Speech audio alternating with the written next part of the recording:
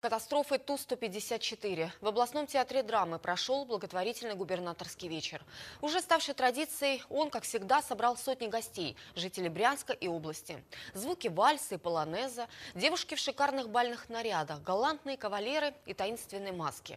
На светском приеме побывал Дмитрий Кузнецов. Политические и общественные деятели, руководители крупных предприятий, предприниматели, духовные лица и деятели культуры.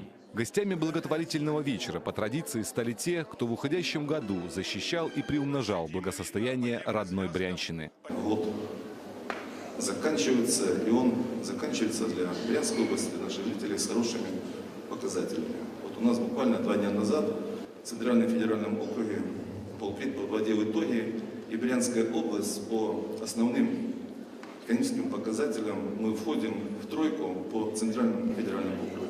Вот этот успех, это успех ваш. Это ваш успех в том, что наша Брянская область развивается. Вот, конечно, хотелось бы лучше, конечно, хотелось больше сделать. Но то, что сегодня предприятия дают такой стабильный рост и в промышленности, и в сельском хозяйстве, и финансовое состояние, это показатели нашего областного бюджета. Это, конечно, заслуга всех вас. Вы молодцы. Вам огромное спасибо. С наступающим Новым годом. Поздравляю вас с наступающим Новым годом. Желаю счастья, благополучия, душевного комфорта. Ну и вот каждый из нас понимает, что такое счастье по-своему. Оно действительно слово очень хорошее. И я хочу, чтобы это счастье не просто там коснулось бочком, где-то куда-то уходило, а чтобы оно не покидало ваш дом, ваших близких, родных, еще раз хочу поздравить. И чтобы вот год 2017, чтобы он был 2017 раз лучше, чем уходящий 2016. Возрожденная несколько лет назад традиция проведения благотворительных губернаторских вечеров была с воодушевлением воспринята представителями самых разных сфер общественной жизни региона.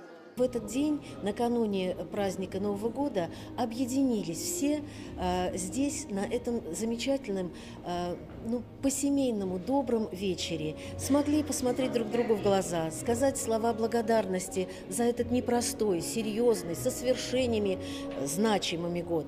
И, конечно, цель благотворительного вечера – это сбор средств для тех, кто нуждается. Это и различные детские фонды, это и различные общественные организации, ветеранские, я уже называла.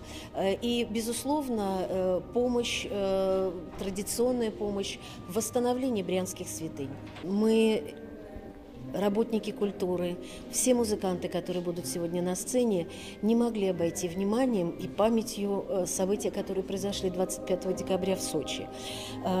Поэтому эти концерты мы посвящаем еще и нашим землякам, Дмитрию Литвикову и Борису Сулейманову, и всем жертвам этой жуткой авиакатастрофы. На этот раз организаторы постарались не только создать на мероприятии непередаваемую и немного таинственную атмосферу настоящего светского раута, но и придать вечеру познавательный характер.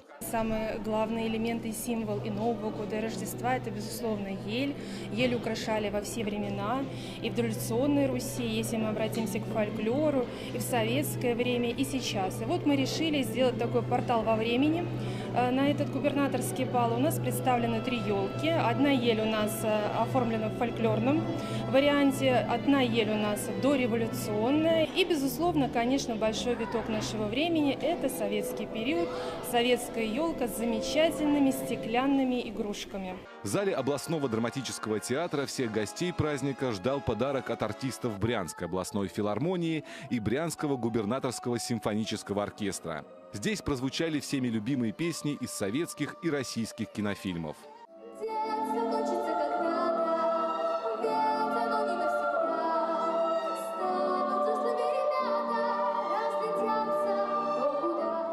Кульминацией вечера стал импровизированный бал-маскарад. Звуки вальса и полонеза, девушки в шикарных платьях, галантные кавалеры и таинственные маски.